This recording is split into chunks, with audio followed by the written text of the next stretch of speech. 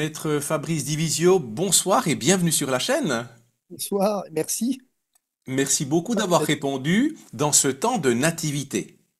Et c'est vrai que vous m'avez dit que vous avez un tout petit peu de disponibilité supplémentaire pendant le temps de la nativité. Et donc cet entretien s'est organisé très vite, on peut dire. Absolument. Et de fil en aiguille, nous avons préparé un peu cet entretien, on s'est appelé. Et je dois vous dire déjà en confidence, et c'est ma petite introduction, j'ai eu l'impression, en m'entretenant au téléphone avec vous, qu'on se connaissait depuis des années. Et je trouve ça assez exceptionnel de trouver des personnes comme ça, où tout de suite, on a des points de convergence dans le sens, peut-être déjà de la liberté de parole. Et très souvent, quand je discute avec certaines personnes, je leur dis, on essaie de parler librement. Alors moi, je ne peux pas parler autrement, et c'est sans doute ce qui peut parfois déranger, c'est d'avoir une parole libre. Et c'est vrai que quand on vous voit dans les nombreuses émissions auxquelles vous avez participé, il y a une chose, je pense que vous n'avez jamais ménagé votre liberté de parole au profit de votre popularité, de la doxa dominante. Et je pense que ça, lorsque j'entends des personnes autour de moi, elles me disent, Maître Fabrice Divisio nous inspire, ça nous fait du bien parce qu'on aurait nous tellement envie dans notre cadre de vie, dans notre cadre social de réagir, et il nous donne la force, et c'est presque quelqu'un qui le fait à notre place, parce qu'il nous représente. Alors déjà, Maître Fabrice Divisio, merci pour cette parole vraie. Et puis on va venir aussi, surtout après, dans cette espèce de glissement, parce que moi je vous ai connu dans des défenses de minorités ou de mouvements sociaux, et je vous vois ces derniers temps, ces dernières semaines et ces derniers mois glisser gentiment aussi dans un espèce de coming out spirituel, j'emploie ce terme un peu de manière triviale et humoristique, mais où là tout d'un coup il y a, je dirais, une autre facette de votre personnalité que je perçois, c'est l'homme de foi. Et je me dis, dans le fond, tout était déjà en place et c'était sans doute ça que les personnes sentaient. C'est une personne à la base qui, à la fois, avant d'être une personne qui est dans la diplomatie sociale. Il y a plusieurs points, je crois. Le premier, c'est que, d'abord, pour rebondir sur le fait que finalement, on a l'impression de se connaître depuis un moment. Mais je crois que c'est le propre de la fraternité, finalement. Le propre de l'Église. C'est que dans l'Église, nous sommes une communauté, et qui plus est, nous sommes une famille, finalement. Quand on est frère en Christ, lorsque on appartient finalement à la même lignée, descend du même Père, au fond, et que nous avons en commun cette fraternité dans le Christ, alors on se connaît, forcément, en fait. Ça, c'est le premier point. Le deuxième point, on parlait de liberté. La liberté, vous savez que Bossuet disait de la liberté, c'est pas faire ce qu'on veut, c'est vouloir ce qu'on fait. Euh, et je crois que c'est important de le redire. Moi, vouloir ce qu'on fait, tout ce que j'ai fait durant cette crise en particulier, d'une façon particulière, je l'ai voulu. Donc à ce titre, je suis libre, parce que j'ai voulu les choses, premier élément. Mais deuxième élément, ce qui rend libre, c'est la vérité. La vérité vous rendra libre, c'est moi qui le dis, pour le coup, hein. Donc une fois qu'on a dit ça, moi j'ai toujours essayé d'être en vérité. Troisième élément, la popularité. Qu'est-ce que diable m'apporterait de la popularité? Mis à part des ennuis. Mais c'est un élément qui est très important. J'entends souvent des gens dire, finalement, vous êtes populaire. C'est vrai, c'est d'une certaine façon vrai, peut-être. Mais finalement, être populaire, ça veut dire quoi? Ça m'intéresserait de savoir ce qu'on met sous ce mot, finalement, populaire. C'est connu, c'est notoire, c'est quoi? Qu'est-ce qu'on met? Populaire, a priori, c'est qu'on vient du peuple. C'est qu'effectivement, il y a quelque chose de l'ordre du peuple. Je suis populaire, si j'appartiens au peuple de Dieu, je suis populaire, on se l'a d'accord. Mais finalement, ma notoriété, qu'est-ce qu'elle m'a apporté, ma notoriété? Ben, c'est simple. Elle m'a apporté de me balader des gardes du corps pendant 3 ou 4 mois, parce que des menaces pesaient sur ma tête. Elle m'a apporté de faire opérer une de mes filles en présence de deux gardes du corps, parce que des menaces pesaient sur elle.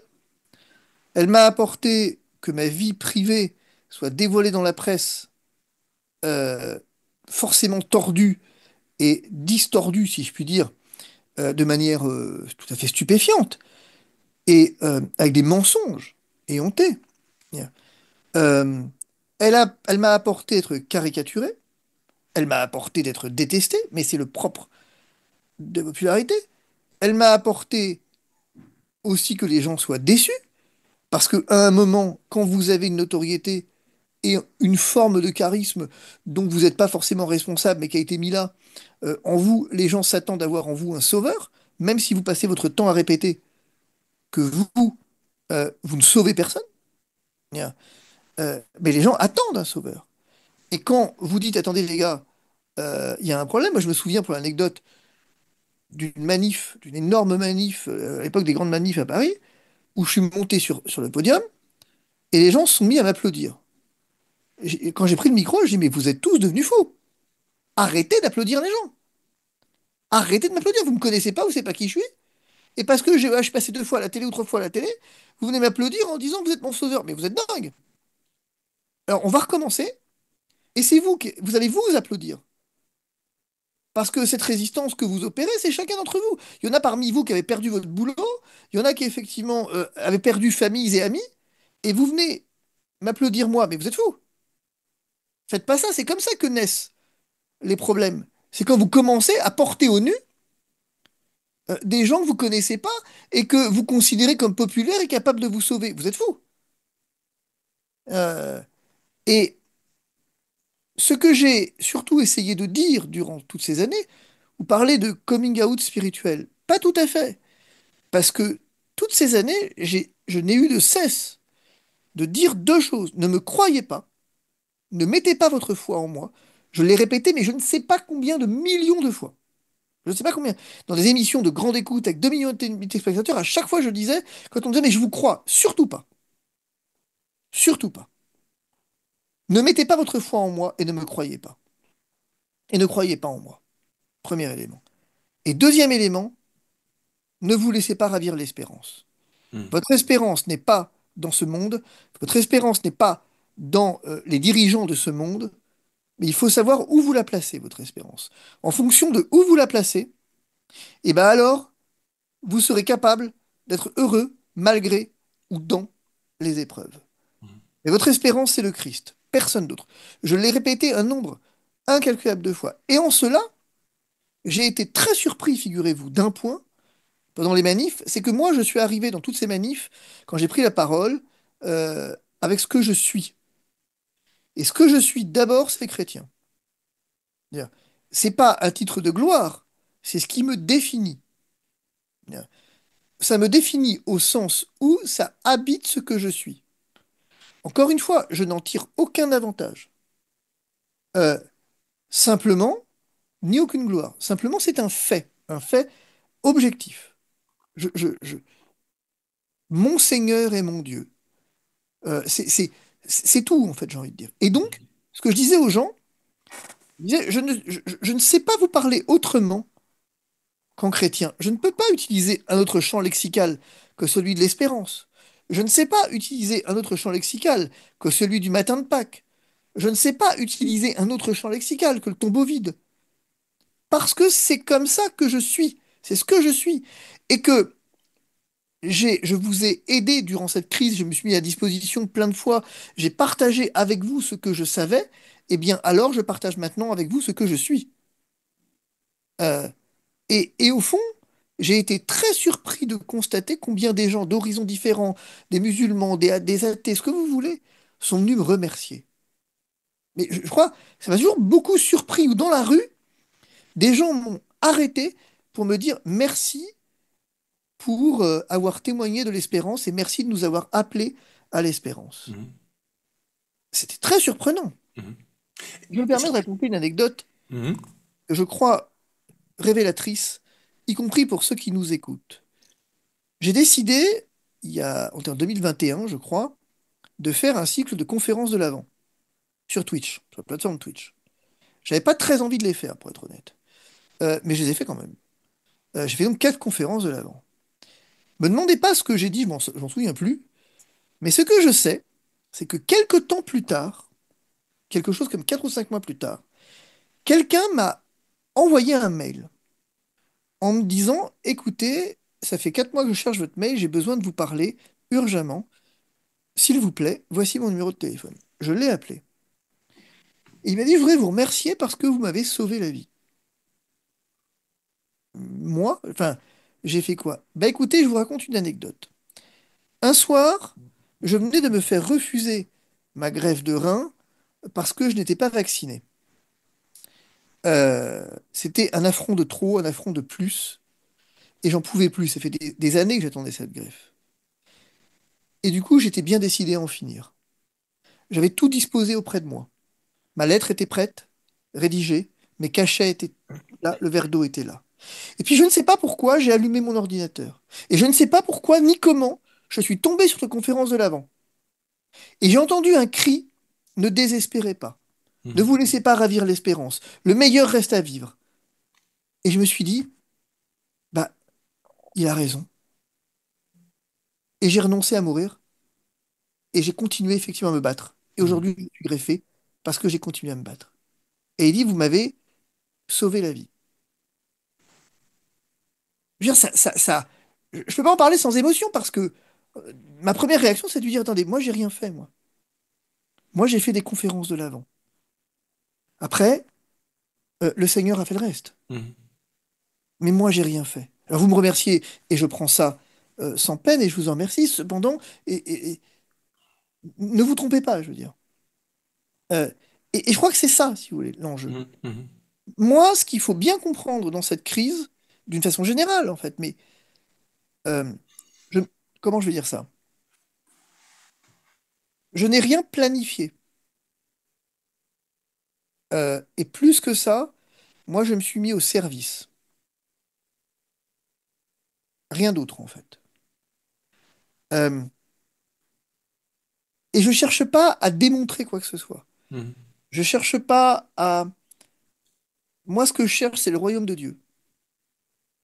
Et d'ailleurs, c'est pour l'anecdote, c'est quand on est dans l'ancienne tradition française, lorsque on est avocat et qu'on prête serment, on vous demande de choisir une devise, qui est celle qui vous portera dans votre carrière. Mhm. J'ai prêté serment il y a 23 ans, et un peu plus de 23 ans, ouais. Et moi, j'avais choisi chercher d'abord le royaume de Dieu et sa justice. Ça a dû surprendre un peu, ça, quand même. Oui, ça a surpris, oui. C'est-à-dire- Et c'est ce qui était à l'époque, maintenant ça s'est effacé avec le temps, mais c'est ce qui était gravé cousu dans ma robe, en fait. Mhm. Chercher d'abord le royaume de Dieu et sa justice. Mhm. Et c'est ce que j'ai vraiment tenté de faire à ma modeste mesure depuis 4 ans, en fait. Mhm. De chercher le royaume de Dieu. Et si vous voulez, de montrer le ciel. De dire aux gens, euh, ne vous laissez pas ravir l'espérance. Mhm. L'espérance, c'est la petite sœur de la charité. Mhm. Mais la petite sœur Espérance, dont parle Peggy, mais ne vous laissez pas ravir l'espérance. Mhm. Et c'est ça l'enjeu. Donc voilà, finalement, c'est un peu ça. Moi, euh, ce que je suis, c'est un témoin d'un amour qui m'habite, d'un amour qui me dépasse, d'une espérance dont j'essaye de vivre modestement, avec toutes ces difficultés, mais rien d'autre en fait. Mhm. Mais dans ce sens-là, je suis sûr que beaucoup des personnes qui nous écoutent, ça doit leur faire un bien énorme. Mais il y a quand même une dimension, là aussi, presque de martyr. Comme vous dites, la rançon de la notoriété, ça peut être les pressions, ça peut être la peur, ça peut être la calomnie, ça peut être les projecteurs sur soi, et souvent d'une bien mauvaise manière, calomnieuse, et j'en passe. Mais là aussi, vous êtes un brillant avocat, vous avez des cabinets d'avocats, un pouvoir qui contrecarre complètement la vision qu'on a très souvent, en tout cas la société a souvent la vision du croyant de dire c'est un pauvre type, et dans le fond, la rançon du faible, c'est la foi. Il va s'en remettre dans les bras de Dieu parce que c'est un nul. Or là, ça contrecarre complètement cette idée-là en disant, non, c'est une personne qui a réussi, c'est une personne qui pourrait s'enorgueillir de la position sociale qu'elle a, de sa réussite, au sein de ce monde. Et en fait, vous mettez cette notoriété, je dirais même ce charisme, sans doute de locution, de réflexion. Je sais que vous avez fait aussi des études de philosophie, et vous mettez tout ça à profit, je dirais, d'un apostolat aujourd'hui profondément religieux, qui est en même temps un rayonnement de votre baptême que je trouve quand même assez extraordinaire. Et ce que je ressens dans ce premier temps de réponse, c'est une profonde humilité. L'humilité, quand on commence à dire qu'on en a, c'est déjà mal parti. Euh, C'est moi qui vous l'a dit. oui, d'accord. C'est-à-dire que celui qui effectivement dit je suis humble a déjà effectivement est déjà tombé dans l'orgueil. Donc je ne dirais pas ça. Moi, ce que je dis, c'est que euh,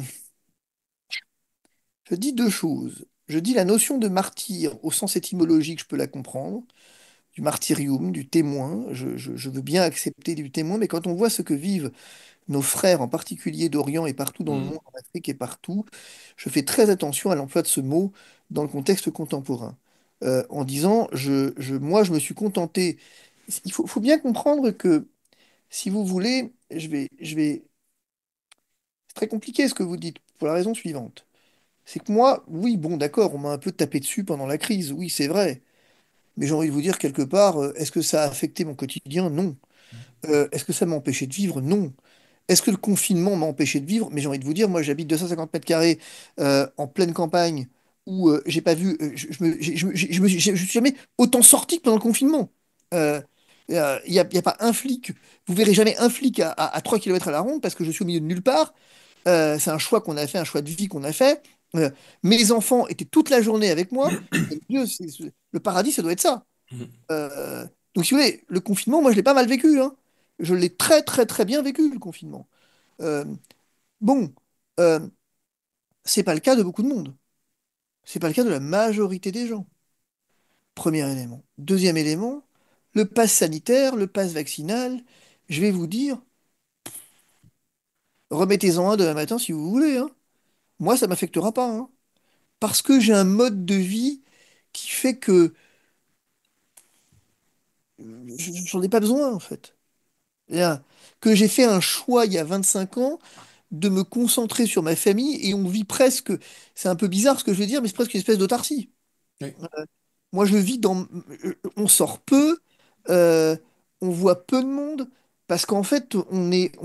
Bon, je vais au cabinet, et encore pas tous les jours, et je vis. On travaille beaucoup à distance, et je vis avec ma famille. Et j'ai pu vivre avec ma famille durant, effectivement, toute cette période. Bon. Et c'est vrai que si je me suis battu, il faut être, sur ce point, honnête quand même un minimum. En vérité, je me suis pas battu pour moi, en fait. Je me suis battu pour les autres, mm, parce que j'aurais pu être les autres. Euh, Parce que je me suis battu aussi. Vous savez, c'est le père Guy Gilbert qui dit quelque chose d'intéressant, qui dit, on se demande souvent quelle planète on va laisser à nos enfants, mais moi je me pose la question de quels enfants on va laisser à notre planète. Et elle est intéressante, cette réplique. oui. C'est vrai. Quels enfants on va laisser à notre planète? Est-ce que j'apprends à mes enfants, on parlait de liberté, ce qu'est la liberté, la vraie liberté? Ou est-ce que je leur apprends que finalement c'est dans l'obéissance aveugle que se situe la liberté? Et ça me permet de faire un court aparté pour situer cette notion de liberté. Il y a quelques années, on était membre de la communauté de l'Emmanuel. Donc, on en est sorti lorsque, à la fin d'une année, on m'a dit, on se posait la question de savoir si j'allais continuer ou pas, si on allait continuer ou pas, parce que, a-t-on dit, tu n'as pas l'obéissance docile. J'ai dit, mais comment vous pouvez, en Église, parler d'obéissance docile? L'obéissance que nous demande le Christ, elle est tout sauf l'obéissance du monde. Elle est tout sauf l'obéissance docile. De grâce, ne soyez jamais docile. Mm, Ça, c'est les sectes dans lesquelles on demande l'obéissance docile. C'est le monde qui demande l'obéissance docile. Mais dans l'église mammaire, jamais on demandera l'obéissance docile. On demandera au contraire l'obéissance intelligente, l'obéissance réfléchie, l'obéissance libre, l'obéissance du cœur, l'obéissance d'amour, mais jamais l'obéissance docile. Et c'est ça que j'ai voulu aussi témoigner auprès de mes enfants dans le combat que j'ai mené, en disant, mes amis, votre liberté, vous a-t-on dit? Le ministre vous a dit, votre liberté est dans l'obéissance. J'aurais envie de dire qu'il a raison en Église, mais uniquement en Église, Mhm. et à condition que votre obéissance ne soit pas docile. Mais dans le monde, non, votre liberté ne vient jamais dans l'obéissance aveugle. Vous n'avez pas l'obligation, au contraire, relisez Antigone, vous avez effectivement l'obligation de désobéir aux ordres qui contrarient votre conscience et tout ce que vous êtes. Et c'est ça qui fait que vous êtes dans le monde et vous n'êtes pas du monde. Bien. Et c'est ça que j'ai vraiment essayé, à ma modeste mesure, de témoigner. Donc ce combat, si vous voulez, que j'ai mené, il est d'abord, en fait, pour les autres, mais en particulier pour mes enfants. Pour dire, mais je veux pas qu'on puisse demain, peut-être que cette société des passes et de tout ce qu'on veut du crédit social adviendra, mais au moins je me serais battu pour qu'elle advienne pas. J'aurais, à ma modeste mesure, avec toute la délicatesse et toute la force en même temps du chrétien. Le chrétien n'est jamais, c'est ce que j'ai essayé d'expliquer pendant 2 ans. Quand on m'a dit, vous avez des propos violents. J'ai dit, vous n'en, aucun. N'essayez pas de me prendre sur ce terrain-là, vous n'y arriverez pas. Jamais un chrétien ne viendra faire usage de violence. Jamais. Entendez ce que je vous dis. Jamais. Moi, chrétien, je vous le dis, je veux dire, je n'ai pas besoin de la violence. C'est vous qui avez besoin de la violence. Moi, j'en ai pas besoin. Moi, j'en ai pas besoin. Et donc, pour répondre à votre question, sur sur la question de la réussite, par exemple, euh, je crois qu'il faut que les chrétiens arrêtent, arrêtent définitivement de se dire qu'ils n'ont pas de rôle à jouer dans le monde dans lequel ils vivent. Ils sont incarnés. Le Verbe se fait chair et il a habité parmi nous. Si le Christ, si Dieu, si l'Éternel avait voulu rester, j'ai envie de dire, dans les sphères, dans les hautes sphères, il n'aurait pas envoyé le Christ vivre dans le monde. S'il a envoyé enfin, je crois qu'il faut mesurer ce que ça représente d'être chrétien. C'est-à-dire qu'au fond, nous avons une exigence qui est probablement la plus grande qu'on puisse avoir, qui est celle de vivre dans le monde en sachant qu'on n'est pas du monde, en sachant que notre royaume n'est pas de ce monde. Et que donc, nous avons à obéir à César sans jamais désobéir à Dieu. Mon Dieu, que c'est compliqué. Mhm. Mais nous n'avons, si nous voulons construire cette civilisation de l'amour dont parlait le pape Jean-Paul II, eh bien, nous avons alors à nous y mettre. Nous y mettre et nous retrousser les manches. Et nous avons à prier pour ce monde. Mais nous avons à agir dans ce monde.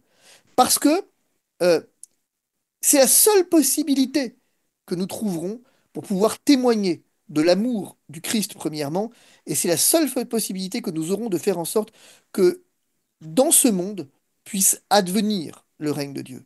Mhm. Il n'y en a pas d'autre, en fait. Moi, j'en vois pas d'autre. Oui. Ça me fait en tout cas beaucoup penser à ce que disait aussi saint Thomas d'Aquin de cette notion de vouloir résister à une oppression, qu'on doit aussi résister à l'oppression. Et saint Thomas d'Aquin, hein, le docteur Angélique, quand même, c'est pas n'importe qui. Donc être un mouton, ça n'est jamais bien vu dans la Bible. Hein. Le mouton, c'est autre chose. Et il y a un deuxième aspect. Euh, Aujourd'hui, et je crois qu'il faudrait relire le discours sur la servitude volontaire d'Étienne de la Boétie. Parce il m'a fait beaucoup réfléchir ce texte qu'il a écrit pourtant lorsqu'il était adolescent. Et aujourd'hui, ça doit nous faire réfléchir parce que je crois qu'un chrétien est tout sauf une personne qui dit amen à tout, qui ne prend pas sa place dans la société, qui n'amène pas une réflexion et qui continue justement à dire je vous amène ce message et vous n'aurez pas mon espérance, vous n'aurez pas, et je continue de vous délivrer ce message. Je dirais à l'image de la petite Bernadette Soubirous qui disait moi je vous le dis, je suis pas chargé de vous faire croire. Ça c'est la première chose. Et juste vous dire aussi, comme vous avez dit plusieurs fois, moi j'aurais essayé. Et je le répète très souvent parce que des personnes me disent dans le fond mon père, moi j'ai pas tout réussi. Quand je me présenterai pour mon jugement particulier devant le Seigneur, eh ben il va me reprocher mes échecs. Et je dirais, ce qu'on pourra sans doute nous reprocher, sans doute, ce ne sera pas le nombre d'échecs, parce que le nombre d'échecs, dans le fond, il y a des contingences et des facteurs qui ne m'appartiennent pas en totalité. Ce qui m'appartient, c'est d'avoir essayé. Et je crois que c'est ça, dans le fond. Et c'est ce que vous faites. Plus que ça, moi, je crois surtout que, euh, en fait, si vous voulez, il me semble que dans tout ça, il faut que chacun réponde à l'appel de Dieu sur sa vie. Que chacun, finalement, vive son talent, enfin, fasse fructifier les talents qu'il a reçus. Moi, je suis marié à quelqu'un d'absolument admirable et qui n'a pas les mêmes talents que moi. Et Dieu sait si pourtant elle résiste. Dieu sait si pourtant, dans la discrétion, la très belle discrétion de sa personne et de son âme, elle réussit à en faire autant, sinon plus que moi encore. Euh, je crois qu'il n'y a pas un chemin unique, finalement. Il y a plusieurs demeures dans la maison de mon père. C'est ça. Et que, au fond, chacun a son chemin propre. Ce qui importe, à un moment donné, c'est de prendre conscience euh, que nous valons quelque chose, que nous avons du prix aux yeux de Dieu d'abord. Enfin, pardon, mais il faut mesurer ce que ça veut dire. Quand vous êtes soignant suspendu, que du jour au lendemain vous vous faites virer, que vous vous faites matraquer socialement, médiatiquement, que vous avez votre conscience qui vous dicte quelque chose, et que parce que vous essayez de vivre conformément à votre conscience, vous êtes attaqué, vilipendé, vous êtes moqué, vous avez l'impression de ne plus rien valoir. Et c'est là où il importe de se souvenir que tu as du prix à mes yeux et je t'aime, que nous sommes aimés de Dieu, que nous sommes aimés d'un amour qui dépasse tout ce que nous pouvons imaginer, d'un amour pour lequel ce monde n'est rien finalement, n'est rien, et que c'est auprès de lui que nous avons appuisé notre force. Et c'est dans cette faiblesse, tout à coup, que nous allons trouver cette grâce et cette force de pouvoir lutter à notre manière et à notre mesure. Vous savez, je me suis beaucoup battu contre la République en marche d'Emmanuel Macron, indépendamment de la personne même d'Emmanuel Macron, en disant, mais que je connaissais pas, quelqu'un qui fonde son mouvement en marche, ça m'inquiète beaucoup, pour deux raisons. D'abord parce qu'il nous dit pas où est-ce qu'on va. Mhm. Moi, je veux bien marcher, mais je veux un but. Où est-ce que je vais? Lui, il aimerait savoir. Et deux, on fait quoi des gens qui peuvent pas marcher? On fait quoi des gens qui sont dans leur lit d'hôpital, qui sont des vieux, ce que vous voulez, des gens qui sont, qui sont pas bien, quoi. Qu'est-ce qu'on fait de ces gens abattus par la vie et qui peuvent pas marcher? On les laisse sur le bord du chemin? Eh ben, Ouais, c'est ça. ouais. Eh ben, c'est ça. La force du Christ et la force du christianisme, si je puis dire, en tout cas du chrétien, c'est de ne jamais, jamais, jamais laisser personne au bord de la route. Le seul marcheur, c'est le Christ. Et c'est lui qui nous porte sur ses épaules. Dire, et c'est ça que dans cette crise, finalement, beaucoup ont expérimenté. C'est ça, c'est de se dire, mais combien on dit, non mais attendez, moi j'ai croisé des gens qui ont dit, vous savez, j'ai été suspendu et finalement, bah c'est pas grave. J'ai eu un temps d'abattement et j'ai découvert en moi des potentiels que je n'avais pas, que je ne soupçonnais pas. Et j'ai rebondi, j'ai construit ici une entreprise, là, j'ai... Combien d'inventivité et de créativité ont eu lieu? Mhm. Combien de fois, moi, tous les vendredis soirs, on se retrouvait chez moi pour des conférences que je donnais, des partages, où il y avait 80, 90 personnes. C'est-à-dire, combien de personnes se sont retrouvées, on dansait, on chantait, se sont retrouvées, on organisait des concerts. Combien d'inventivité? Vous savez, c'est Aristote qui définit la société comme une communauté de destin. Oui. Et ben, je crois qu'on a vraiment eu un destin commun. Mhm. Et qu'au fond, on savait que aimer, c'est pas se regarder l'un l'autre, c'est regarder ensemble dans la même direction. C'est vrai, on a regardé dans la même direction. Mais pour autant, le poète a tort quand même, parce que c'est aimer, c'est aussi se regarder l'un l'autre. Et ben, je vais vous dire, on sait regarder les uns les autres. Et ben, ça fait vachement de bien quand même. Mhm. Donc moi, j'ai envie de dire, vous voyez, sur cette épreuve, c'est magnifique, sur quelque part, parce que ce que le gouvernement, les gouvernants ont essayé de nous imposer, et ben à la fin, je vais vous dire quelque part, je suis presque dans l'action de grâce aujourd'hui. Parce que ça a permis de faire se rencontrer de belles âmes, des gens qui n'auraient jamais communiqué entre eux, des gens qui n'auraient jamais pris soin les uns des autres, combien d'amitiés se sont nouées, combien d'ingéniosité, d'inventivité, de créativité. Mhm. Eh bien, c'est ça. Le mystère, au fond, Pascal, il est tout entier réuni dans cette capacité que nous avons à faire de nos faiblesses notre force. Et je trouve que c'est très beau parce que vous employez des termes qui nous permettent aussi de comprendre pourquoi Dieu permet le mal. C'est justement si on peut obtenir aussi éventuellement un plus grand bien. Pourquoi est-ce qu'il nous donne la force aussi de dépasser les épreuves? Et l'image aussi du joug, ce joug qui est vraiment l'image de deux bœufs qui sont ensemble liés parce qu'on avance de concert. Et moi je dis oui, je suis lié au Christ et je suis sur une chose, c'est que, quand je suis lié à lui, c'est lui qui m'emmène. Je veux pas me délier, parce que ce joug, je veux le porter avec lui, et il emporte toujours la plus grande part. Lorsque je suis faible, je sais que c'est lui qui va me tirer. Et ça, je trouve que c'est une image très forte. Mais aussi, les personnes qui vont nous écouter, déjà, ça fait beaucoup de bien de vous entendre, surtout dans la période de la nativité, parce que pour moi, c'est une prédication, un enseignement qui nous fait énormément de bien quand même. Vraiment, je dois le dire. Mais les personnes qui nous écoutent, doivent sans doute se dire, mais Maître Divisio, euh, voilà, il y a cette facette de profond catholique, chrétien, fervent, brûlant. Est-ce que ça s'est construit au fur et à mesure, avec les rencontres, je dirais, différentes que vous avez vécues, avec peut-être la catéchèse, ou est-ce qu'il y a eu soit des grandes figures, ou soit des grandes étapes, sans vouloir rentrer après dans des choses, peut-être que vous direz, ça en rentre dans le trop intime, mais est-ce qu'il y a eu des étapes ou des déclencheurs qui vous ont fait prendre conscience de cette foi qui vous était offerte? Je vais vous répondre oui, forcément.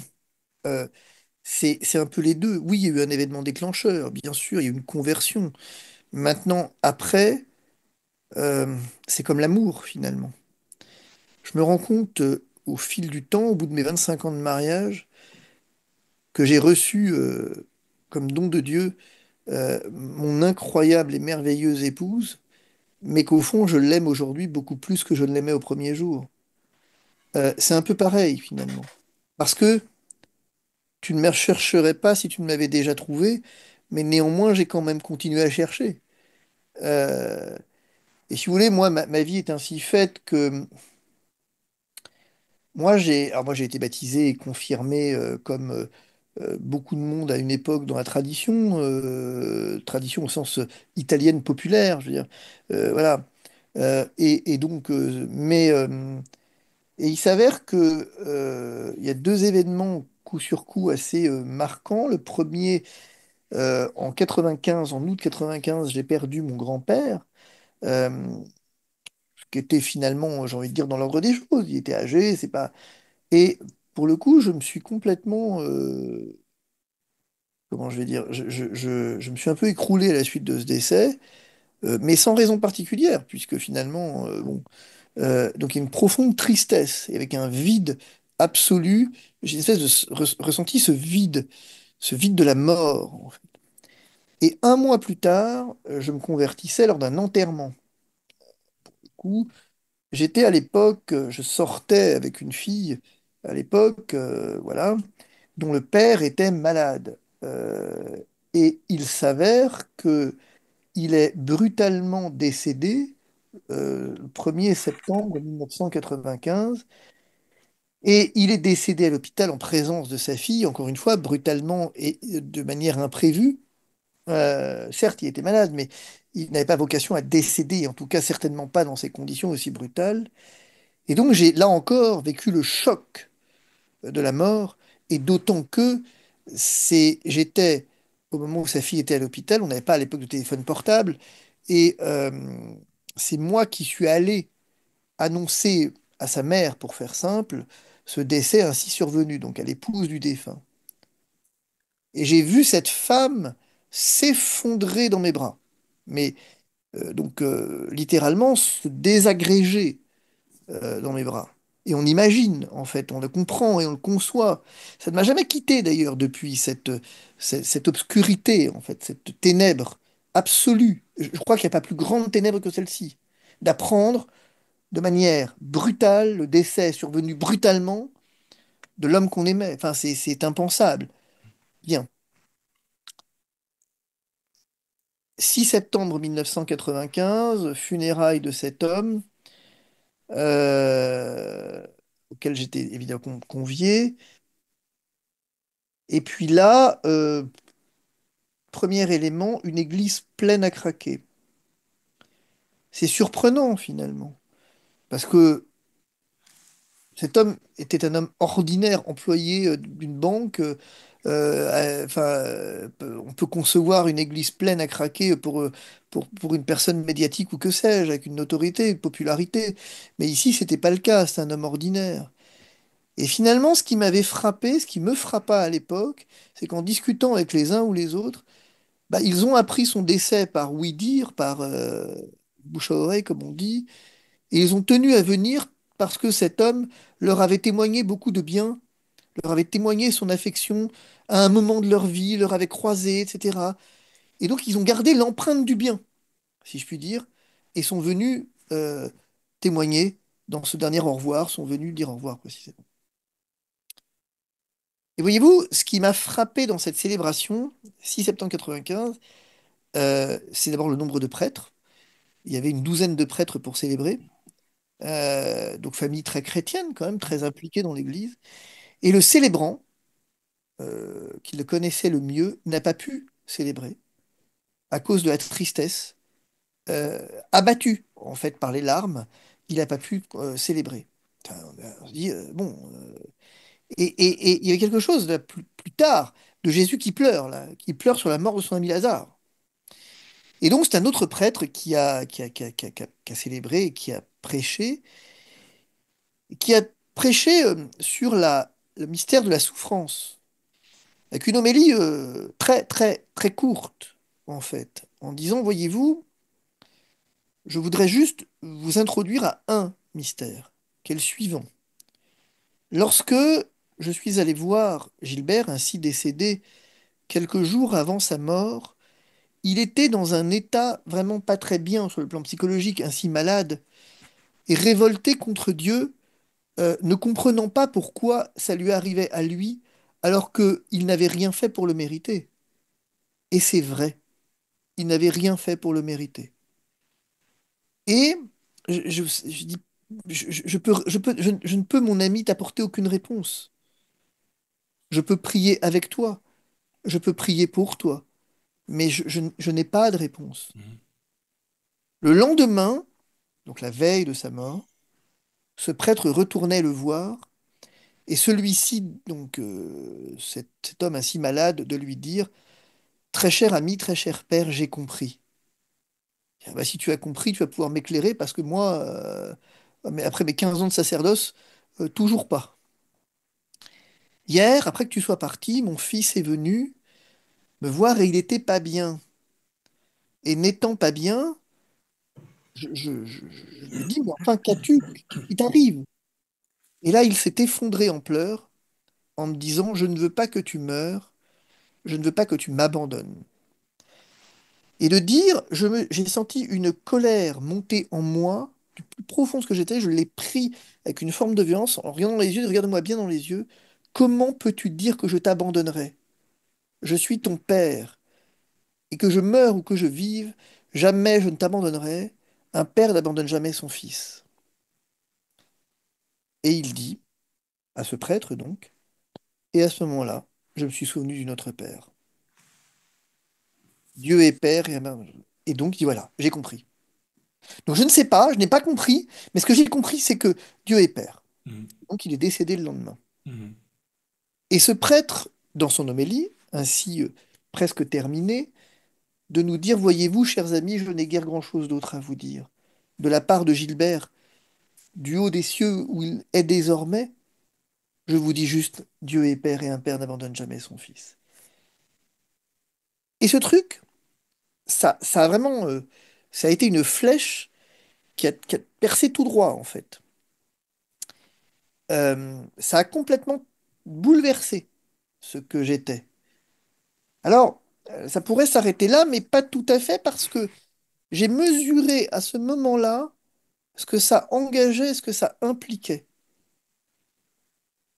Si c'était vrai, Il y avait de quoi changer toute ma vie. Mais il fallait que ça soit vrai. Et pour que ça soit vrai, il n'y avait qu'une seule façon de le savoir. Il fallait que ma raison puisse l'atteindre. Mhm. Si ma raison ne pouvait atteindre ce que mon cœur semblait me dicter, alors c'est que c'était de l'émotion, mais que ça n'était pas la vérité. La vérité se compose toujours de la raison et de l'émotion. Mhm. Et donc c'est comme ça que j'ai entamé un parcours en métaphysique sur la connaissance rationnelle de Dieu chez Aristote, pour ensuite prolonger chez saint Thomas d'Aquin et la Somme théologique, puis effectivement en histoire biblique, puis effectivement en théologie sacramentelle. Enfin voilà. Avec cette idée de- finalement, j'y ai pris goût et continué à approfondir, à approfondir, à approfondir. Mhm. Pour me rendre compte de quelque chose d'amusant, c'est qu'au fond, pendant que je cherchais, j'avais déjà trouvé. Bien. Pendant que je cherchais, où j'avais dit je vais faire ça pour, pour être sûr que, et à la fin, j'engagerai ma vie à la suite. En fait, c'est parce que j'ai engagé ma vie à la suite de cette révélation Mhm. que j'ai cherché et que j'ai appris à aimer, au fond, que j'ai cherché quel était cet être qui m'aimait et dont j'ai voulu connaître la nature, finalement. Mhm. Mhm. À ma manière, je veux dire, c'est tout. Et l'histoire est ainsi faite que, donc, fougue du jeune converti, euh, un an plus tard, je rencontrais celle qui deviendra mon épouse lors d'un pèlerinage, pèlerinage Paris-Reims. Et je l'ai rencontrée, figurez-vous, la Providence est bien faite. Je sortais d'un accompagnement spirituel, c'est très drôle. Je sortais d'un accompagnement spirituel d'un an avec un prêtre, par ailleurs directeur du séminaire, qui, à la fin de l'année, m'a dit, écoute, ça fait un an qu'on est ensemble. Je te le dis, je n'y crois pas beaucoup à la vocation sacerdotale, mais ma foi, il ne m'appartient pas euh, de dire autre chose que ça. Nous verrons bien, mais en tout cas, je vais prier pour que tu rencontres quelqu'un qui a fait l'IPC, donc l'Institut de philosophie comparée, dont moi je suis par ailleurs issu au passage, euh, parce que ce sont des femmes bien faites et qui ont la tête sur les épaules. Évidemment, quand celle qui deviendra mon épouse incidemment me dira qu'elle a fait l'IPC, il y avait une espèce de jackpot là qui était euh, euh, et c'est très drôle parce qu'elle n'a pas du tout le profil, mais bon. Et nous avons discuté toute une journée sur le point de savoir si... nous avons discuté en fait de la...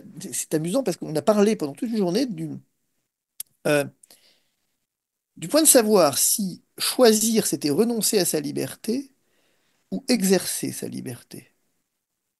Est-ce que la liberté était de choisir ou est-ce que c'était de refuser de choisir? Mhm. Toute une journée là-dessus. Et donc on a partagé nos connaissances. Elle était plus avancée que moi parce qu'elle a été prof de philo, elle a été prof de métaphysique, Claire est prof de logique.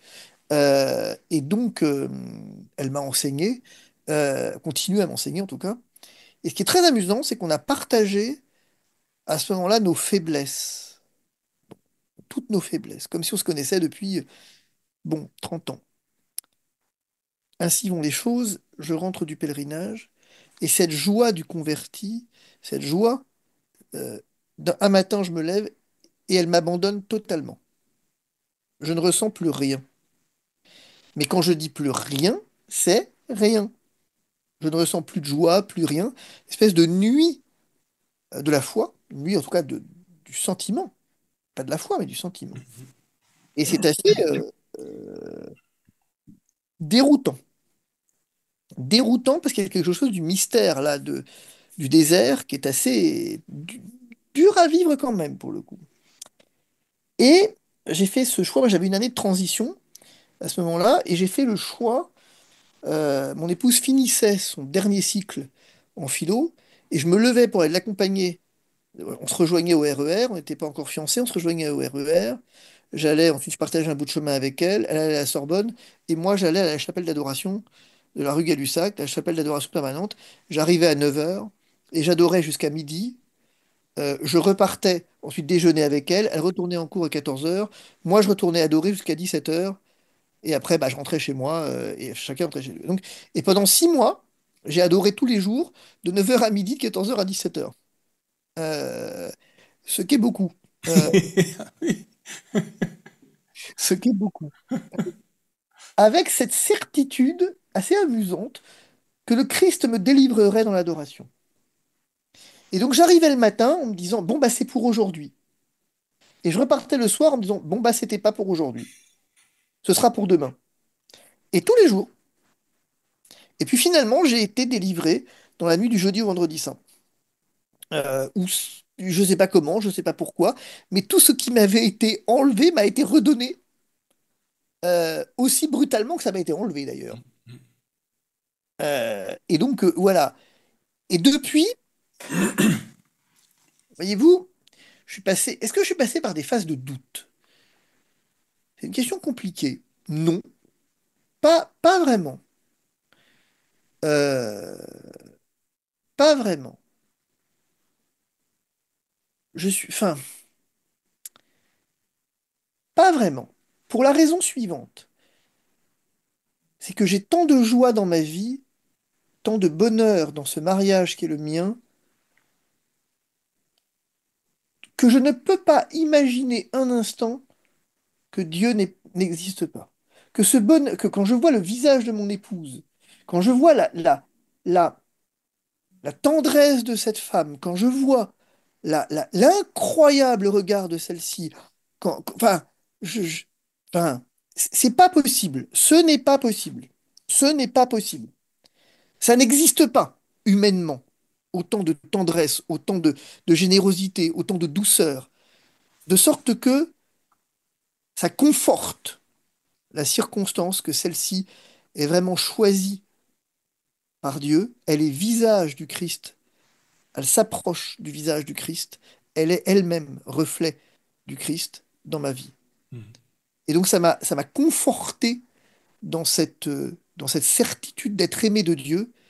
Euh, voilà, ça m'a conforté dans cette Mhm. certitude qui, je crois, ne m'a jamais quitté d'être aimé de Dieu. Je ne sais pas toujours comment il m'aime, je sais rarement comment il m'aime, je ne sais que rarement pourquoi il m'aime, Euh, je ne sais pas toujours comment il le manifeste, je sais Mhm. toujours quand moi, je sais toujours comment moi je le manifeste pas, ça je sais, ça c'est très clair dans ma vie, à Mhm. quel moment je m'échappe et je me dérobe, Mhm.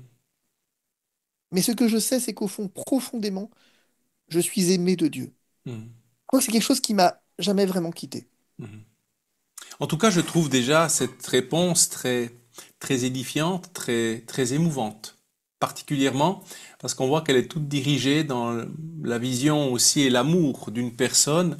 Et j'entendais dernièrement un psychologue qui parlait qu'aujourd'hui peut-être le drame de l'amour, déjà c'est un amour très souvent qui est très égocentré, qui est basé sur un paradigme qui est transitoire, qui passe, qui est vaporeux, mais qui ne s'enracine pas en prenant la décision ferme de dire chaque jour, je me souviens, mes chers parents, j'ai perdu ma maman il y a un peu plus de 4 ans, mais mon papa me disait, tu sais, la première chose qu'on se dit en se réveillant le matin dans le lit avec ta maman, sache que je t'aime.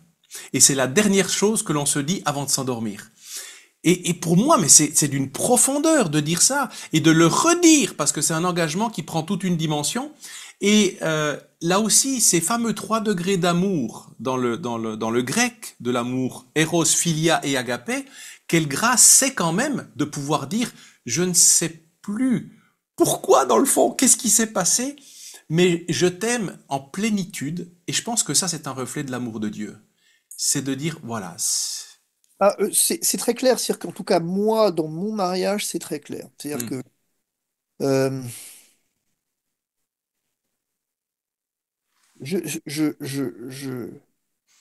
comment dire, avec une certitude absolue, euh, cette femme admirable qu'est la mienne, cette épouse admirable qu'est la mienne, a été choisie par Dieu. hmm, Elle est, si, comment je vais dire ça?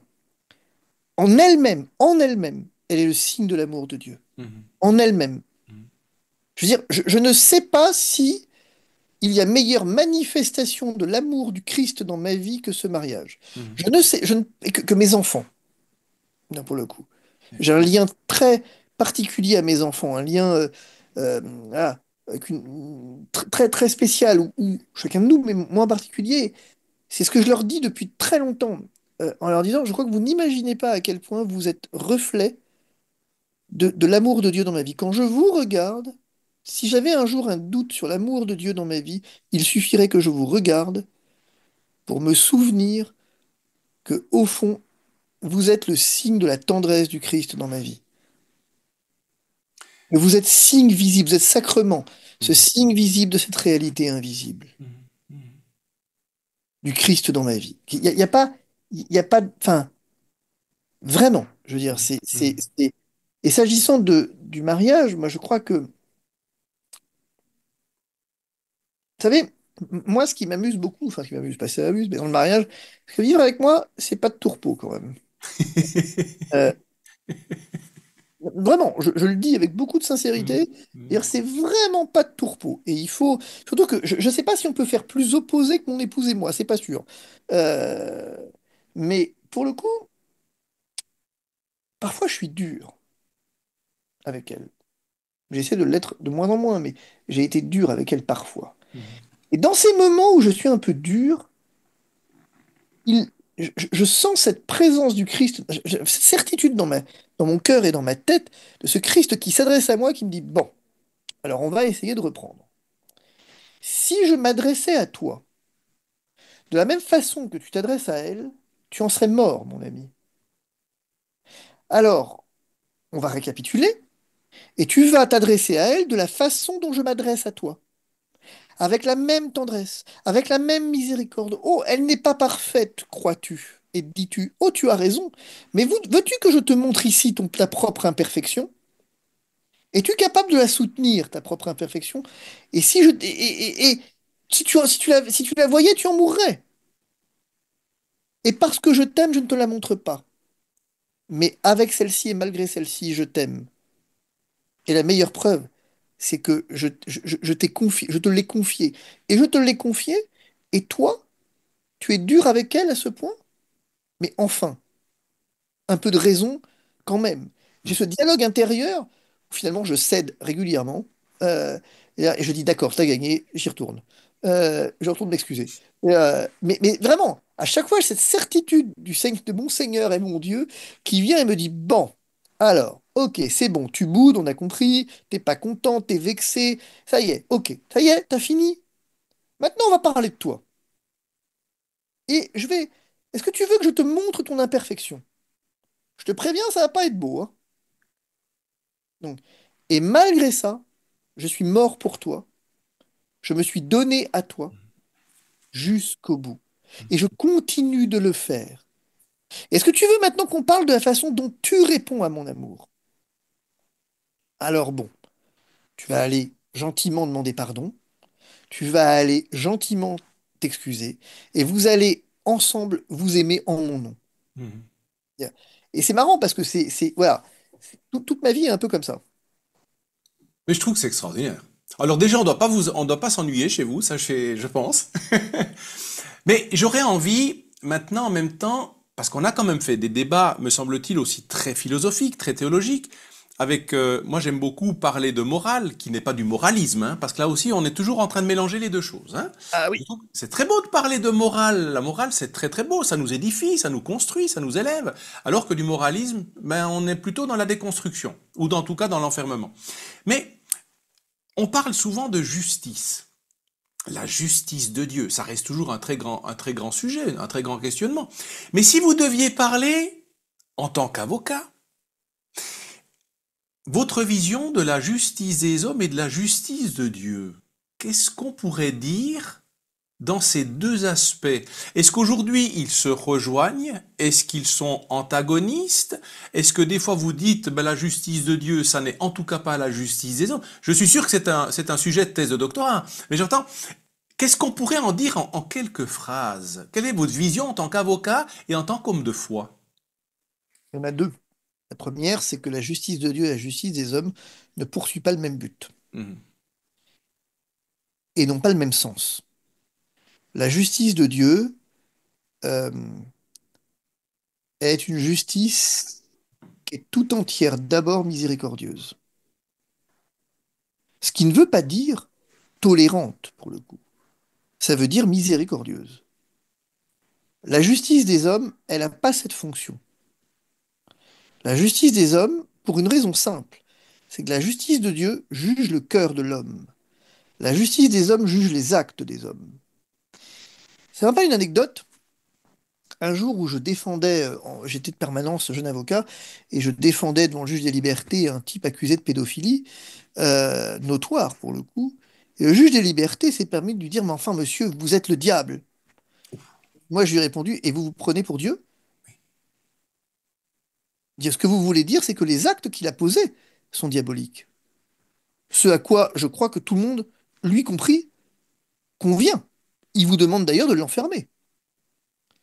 Donc, mais maintenant, de dire qu'il est diabolique, qu'est-ce qui vous permet de le dire?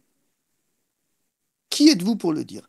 Et je crois que dans cette phrase, on a tout le résumé, en fait. La justice de Dieu s'intéresse au cœur de l'homme. Et Dieu est le seul à connaître le cœur de l'homme. La justice des hommes, elle s'intéresse au comportement de l'homme. Et quand on confond les deux, c'est très dangereux. La justice des hommes, elle a à préserver la paix sociale. Et elle a à permettre à la justice de Dieu de pouvoir s'exercer, parfois, en- au pénal en particulier, en enfermant celui-ci. Et comment, ici, ne pas saluer, effectivement, les œuvres de gens comme Guy Gilbert, par exemple, ou d'autres, des éducateurs qui ont vraiment eu à cœur de témoigner de la présence de Dieu auprès de ceux que la justice des hommes avait condamnés.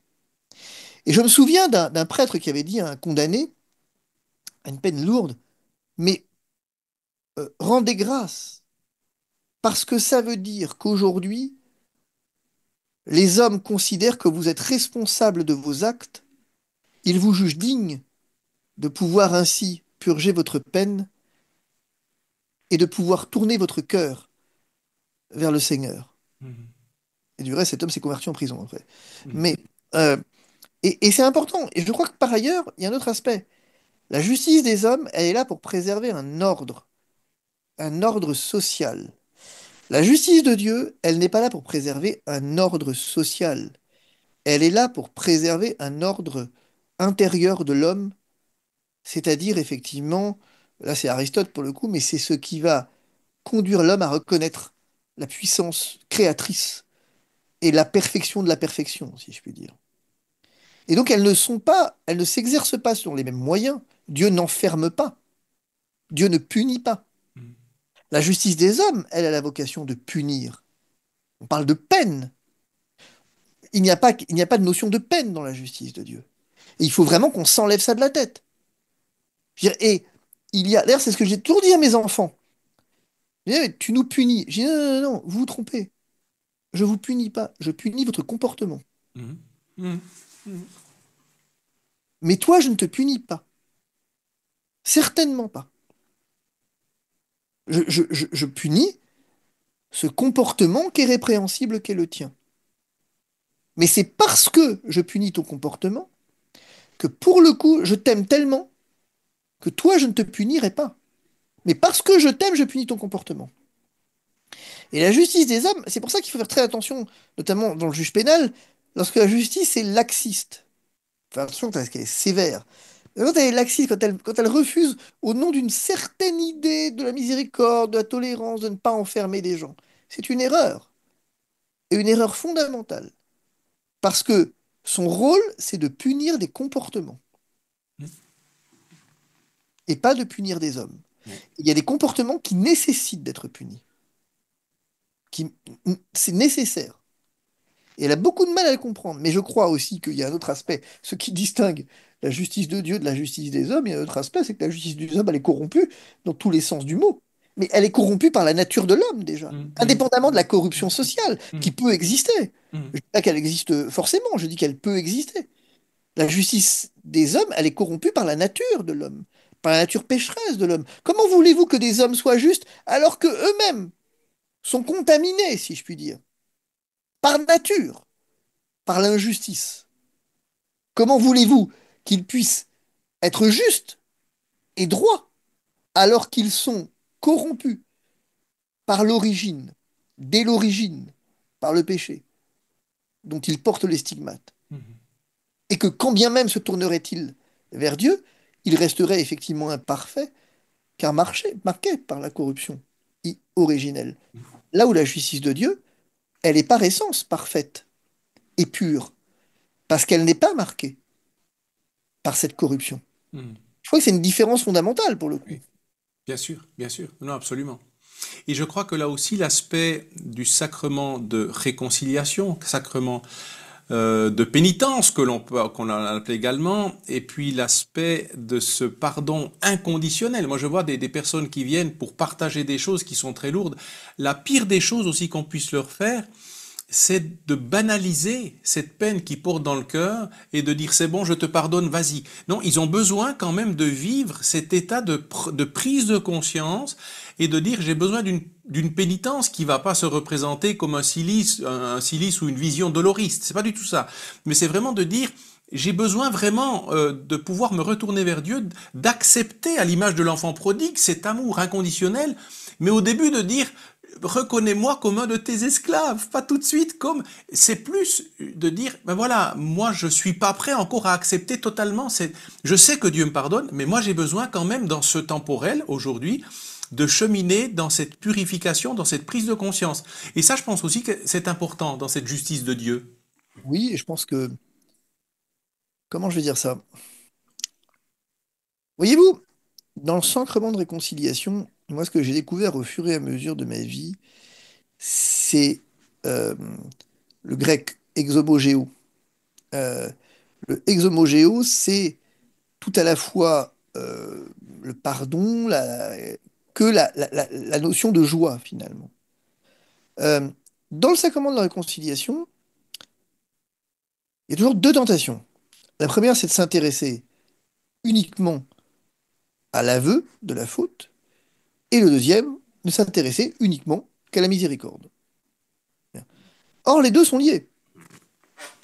Évidemment que ça, j'ai eu un peu de mal à le faire comprendre à mes enfants au départ, dire, mais quelque part, à la question de savoir si vous êtes pardonné, oui, avant même que vous entriez. Alors évidemment, pourquoi vous y allez? Pour accueillir le pardon. Non pas pour être pardonné, mais pour l'accueillir. Pour que dans votre humanité, vous puissiez sortir de là en disant, oui, je suis pardonné. Hmm. Il n'y a aucun doute. Et que vous êtes réconcilié. Est-ce que vous imaginez l'importance de ce mot? Réconcilier avec Dieu. Laissez-vous, au nom du nous en supplions, nous Seigneur, laissez-vous réconcilier avec Dieu. Bon, laissez-vous réconcilier. Et voilà, et ben, vous avez la matérialisation. Et je crois que c'est tout à fait fondamental de lier les deux. Oui, bien sûr, oui, bien sûr, vous êtes pardonné, oui, c'est complètement vrai. Oui, oui, quand les protestants en particulier disent, mais nous, on n'a pas besoin de ça pour être pardonné. Ah, mais on est d'accord. Ah, mais complètement. Mais complètement. J'ai pas besoin du sacrement pour être pardonné. J'ai besoin du sacrement pour accueillir le pardon et pour pouvoir être remis en marche. Parce que c'est une effusion de l'esprit et que du coup, je suis renouvelé dans la grâce de l'esprit. C'est ce que je disais aux enfants quand je leur disais, au fond, il y a quelque chose de l'ordre du baptême là-dedans. Je veux dire, est-ce que j'ai besoin, est-ce que l'histoire, est-ce que baptême pour être sauvé, ça les a beaucoup perturbés au départ, mais du coup, si les gens baptisés ne sont pas sauvés, je dis, c'est pas ça, c'est pas ça, c'est pas ça. C'est pas comme ça que ça se passe. C'est pas blanc ou noir, c'est pas, je veux dire, tout ça, c'est pas très juridique. C'est de l'ordre de l'amour, finalement. Bien. Néanmoins, est-ce que j'accueille le salut et la grâce autrement que par le baptême? Hmm. C'est possible. Mais la réponse est quand même non. Ouais. Le baptême me plonge dans cette grâce de la mort et de la résurrection du Christ. Et ben, l'Eucharistie, c'est ce que je disais vous l'avez vu dans l'émission avec le Père Viau, où j'expliquais que au fond, moi, ce qui m'a fasciné avec Noël, c'est quand j'ai compris que Noël se prolongeait à travers chaque Eucharistie. Qu'au fond, on devrait célébrer Noël Hmm. chaque Eucharistie. Pour la petite histoire, j'ai fait un truc chez moi, encore aujourd'hui d'ailleurs, qui rend fou ma femme, qui rend folle ma femme, mais complètement. C'est que moi, je me bats pour garder le sapin. Je suis presque passé au sapin artificiel, pas encore, mais pour le garder presque toute l'année, symboliquement. Et garder ma crèche toute l'année, et garder toutes mes décorations de Noël toute l'année. Non, mais comment tu veux expliquer aux enfants qu'il y a une joie profonde? Ouais, on la remet le dimanche. Chaque dimanche, tu la remets. Non, c'est cette idée de se dire que chaque fois que je vais me confesser, chaque fois que je vais à la messe, chaque fois que je communie, chaque fois que je suis en présence du Christ, il y a quelque chose de la joie de Noël de la joie originelle qui vient effectivement être euh, accueillie en nous. C'est fondamental pour le coup. Mhm. Mhm. Alors, on a passé déjà 1 heure d'entretien, mais ça, on pourrait passer toute la journée ensemble. Mais je pense qu'on va essayer d'être raisonnable, parce que là, sinon, ça fait une espèce de boulimie d'apport, je dirais, tant spirituel qu'expérientiel, et je trouve ça vraiment, je découvre des choses qui m'émerveillent quand même. Lorsque je discute avec des personnes, c'est là où je me dis, ça m'arrive très souvent d'avoir des échanges avec des personnes qui me disent, vous savez, j'ai une vie très banale. Et en fait, quand on commence de partager, je dis, mais vous vous rendez compte là, attendez, il y a quand même là une présence très claire de la providence, du signe de la présence de Dieu, d'un appel, de quelque chose. Et tout d'un coup, on doit presque leur révéler des choses de leur vie. Alors ça, c'est quelque chose que je voudrais dire aux gens. Mm, Vraiment, si je peux me permettre. Ne croyez jamais que vous êtes banal.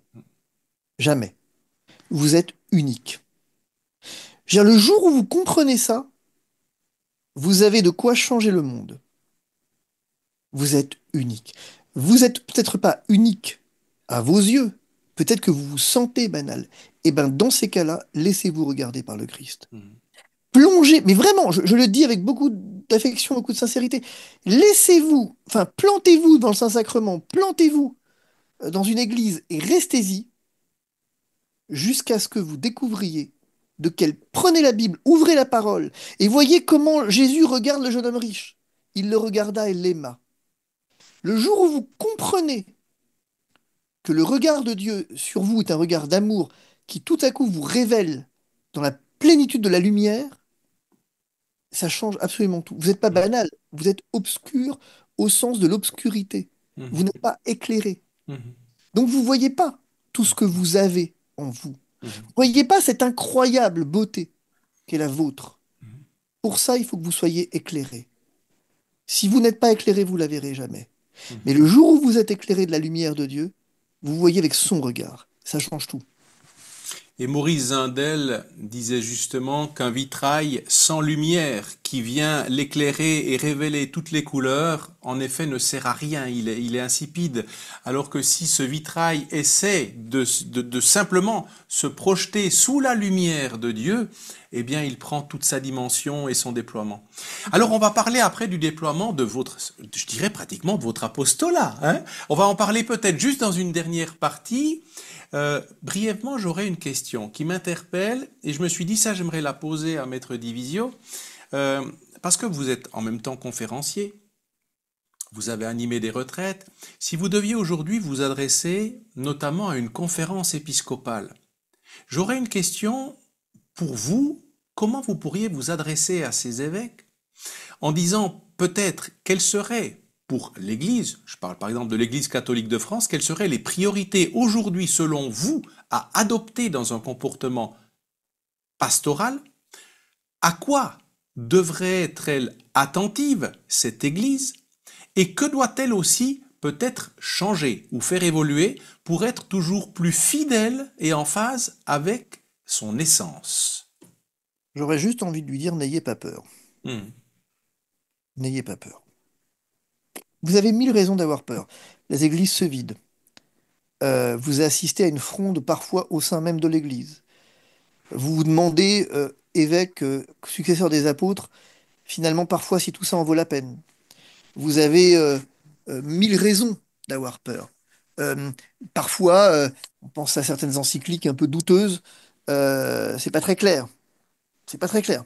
Soyons honnêtes, c'est pas très clair. Euh, vous avez 1000 raisons d'avoir peur. Et finalement, par 365 fois, la parole de Dieu nous rappelle ne crains pas. Le premier moteur, le premier frein, au moteur, le premier frein, c'est la peur. Le jour où nous sommes délivrés de la peur, c'est Pierre sur la barque. Pourquoi as-tu douté? Et c'est vraiment ça, je crois. Il y a vraiment pas grand-chose d'autre. C'est pas facile de ne pas avoir peur. C'est pas facile. C'est terriblement difficile. C'est affreusement difficile. Parce que c'est dans notre ADN, finalement. Mhm. Depuis le péché originel, c'est dans notre ADN. L'homme qui a peur de Dieu et qui a peur de tout, du coup. Dieu étant tout, l'homme qui se cache de Dieu et qui a peur de Dieu a peur de tout, puisqu'il est la plénitude. Donc forcément, je veux dire, quand on me demande, vous avez peur de quoi? Mais de tout. Puisque par définition, j'ai peur de Dieu. Par, que je le veuille ou non, par nature, j'ai presque envie de dire. L'Église est là pour me dire n'aie pas peur. J'ai Mhm. envie de lui dire, un, n'ayez pas peur. Et deux, redites-le aux fidèles, n'ayez pas peur. Redites-le, ils ont besoin de l'entendre. On a besoin d'entendre qu'on est aimé de Dieu. On a besoin d'entendre ne crains pas. Ne crains pas car il t'aime. Ne crains pas car tu es sauvé. On a besoin de l'entendre.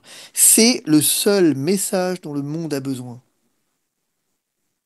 Je pense que c'est une très belle parole. Tout a été dit en disant ça. Ne craignez pas. Et puis en même temps, 365 fois dans la Bible, 365 jours par année. Il y a peut-être un petit lien.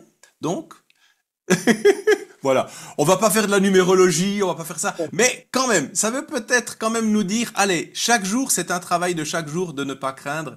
Et merci, merci pour cette parole-là. Surtout à une époque où trop souvent, j'entends des évêques et des prêtres me dire qu'ils sont tétanisés par le nouveau juge qui sont souvent les instances médiatiques. Et ça, aujourd'hui, ça nous fait pas forcément de bien parce qu'ils veulent plaire, ils ne veulent pas faire de vagues. Et aujourd'hui, ben voilà, la tempête apaisée, elle vient pas tout de suite, hein. Elle vient pas tout de suite, mais je crois que la question qui se pose en fait quant au tribunal médiatique, c'est que d'abord la première chose, c'est qu'il faut pas avoir peur de déplaire. Euh, et finalement, on se rend compte d'un truc, c'est que c'est quand on cherche à plaire qu'on est instrumentalisé par la presse. Il y a des exemples très précis à ce sujet. Le fameux père Mathieu qui était adulé de la presse en France jusqu'au moment où effectivement il avait, je sais plus, 1 million de personnes qui le suivaient sur TikTok. Et puis forcément il est tombé dans une espèce de, j'allais dire, d'effet boule de neige où pour en avoir plus, il a compris comment il fallait faire. Il est tombé à un moment donné. C'est tout, il est tombé, c'est-à-dire qu'à un moment donné, pour en avoir plus, eh ben, il a frôlé, sinon même atteint l'hérésie. Alors là, il en a eu plus, ça a plu. Forcément, ses évêques lui sont tombés sur le dos, enfin, son évêque sur le dos. Et ensuite, il a choisi de renoncer au sacerdoce pour continuer son ouvrage médiatique. Et il n'a jamais autant plu à la presse que depuis qu'il est plus prêtre. Sauf que ce pauvre garçon, ce qu'il oublie, c'est qu'il va disparaître, en fait. Demain matin, après-demain, il va disparaître. Et on a de très bons exemples à ce sujet dans le passé. Monseigneur Gaillot.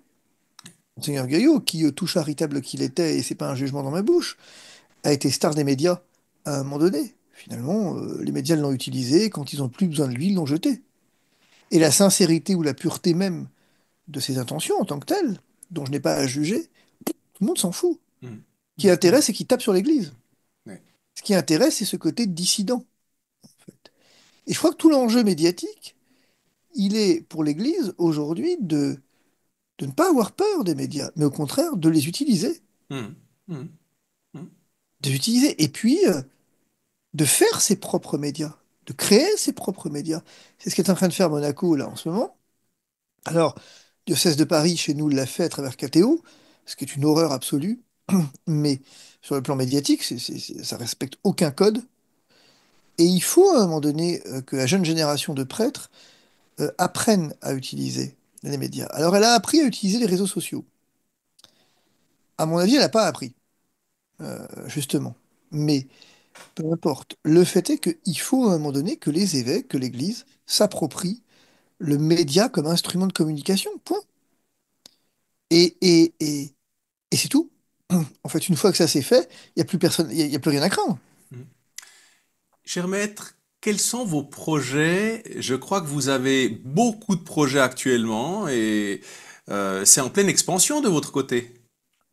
Bah, en fait, alors moi je suis actuellement, en tout cas jusqu'à la fermeture de la chaîne, tous les soirs sur C8 en France dans l'émission Touche pas à mon poste, qui est une émission extrêmement décriée à bien des égards, mais qui permet de faire passer des choses intéressantes, et je ne m'en prive pas. Ça, c'est la première chose. Et puis la deuxième chose, c'est que euh, on a créé une chaîne qui s'appelle Droit de Parole, et qui est en train de prendre son essor. On l'a créé il y a un mois, c'est le fruit d'une longue réflexion.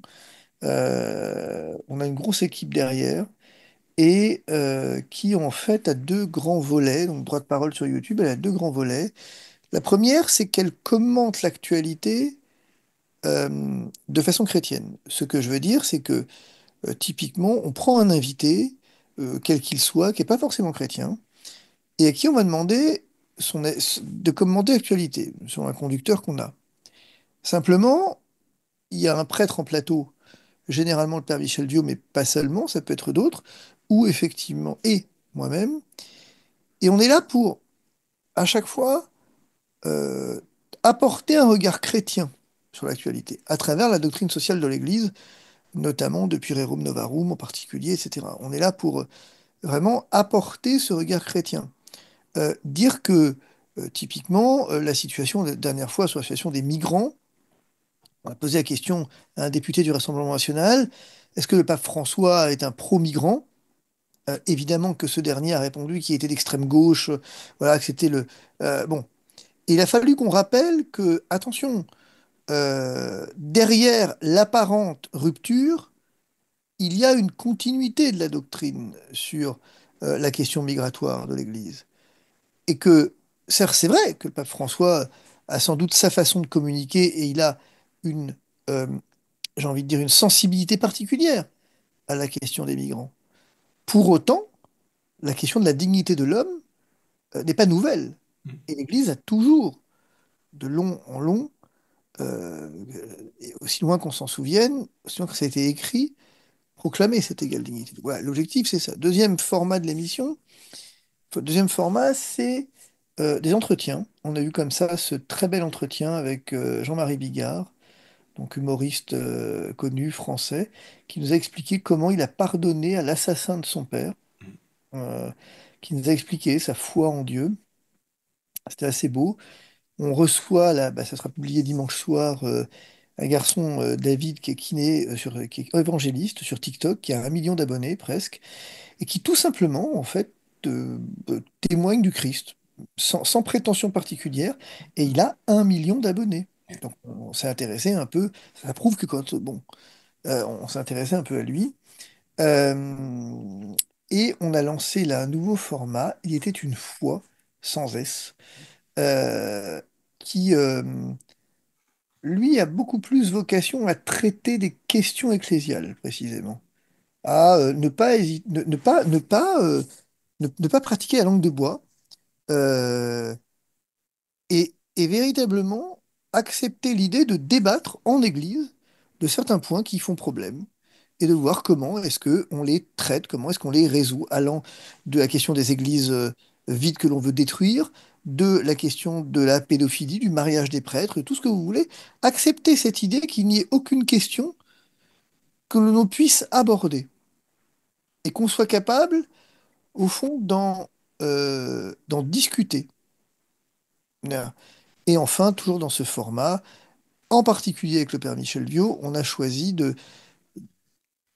coller au temps liturgique pour essayer de donner sens à ce que, on l'a fait pour Noël, mais on va continuer, à ce que vivent les gens, ce que vivent les hommes dans le temps liturgique. Donc c'est l'avantage de cette chaîne, c'est que on est en train de, enfin c'est même fait d'ailleurs, lever des fonds auprès de grosses fortunes françaises qui ont envie, c'est très amusant d'ailleurs, des grosses fortunes françaises chrétiennes et qui ont envie, euh, au fond, de créer un vrai média chrétien et qui considèrent qu'il n'y en a pas actuellement et donc qui ont accepté de se lancer dans le projet. Et donc on en est encore au début, mais ça fonctionne plutôt pas trop mal et ça demande pas mal de travail. Eh bien, j'aurais envie de vous dire une chose en conclusion, cher maître Fabrice Divisio. Tout d'abord, un très grand merci pour cet échange que j'ai trouvé non seulement serein, mais profond et profondément édifiant. premièrement. Et deuxièmement, je le dis régulièrement à des personnes qui ont une foi rayonnante, que le Seigneur continue d'accomplir en vous ce qu'il a si bien commencé. C'est tout ce que... Oui, je pense que c'est une belle prière. Oui. C'est ce que je vous souhaite. C'est vraiment ce que je vous souhaite. En tout cas, c'est ce qu'il faut demander. Oui. Et puis à vous qui nous regardez, vous nous avez suivis pratiquement maintenant environ depuis 1h30. Comme je le dis régulièrement, les personnes qui nous suivent, vous pouvez aussi découper la vidéo. Vous n'êtes pas obligé de regarder in extenso une vidéo. Le but est qu'elle soit véritablement accessible à tout moment, de réécouter certains passages. Et aujourd'hui, je pense vraiment qu'il faudra la réécouter parce qu'il y a des passages qui étaient très nourrissants. Et comme je le dis à chaque fin de vidéo, que celui qui a des oreilles entende, et cher maître, peut-être à bientôt. À bientôt, avec plaisir. Merci.